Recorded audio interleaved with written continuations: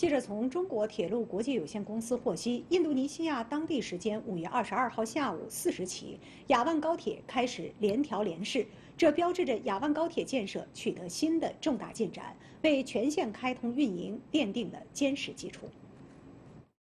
联调联试是为确保动车组列车安全平稳运行，在高速铁路开通前进行的严格试验检测和设备调整优化。当天，试验列车由雅加达哈利姆站始发，途经卡拉旺、瓦利尼站，到达万隆、德卡鲁尔站。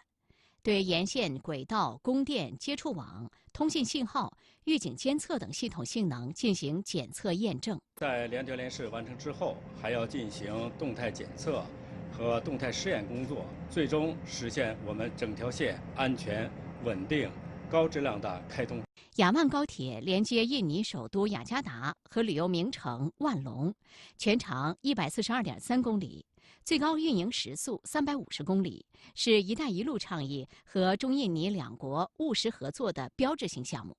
项目建成后，雅加达到万隆的旅行时间将由现在的3个多小时缩短至40分钟，将大幅改善当地交通状况，带动沿线经济社会发展。雅万高铁是中国高铁首次全系统、全要素、全产业链在海外建设项目，完全采用中国标准。截至目前，雅万高铁项目已吸收印尼当地5.1万人次就业。建成通车后，将为印尼经济社会发展注入新动力。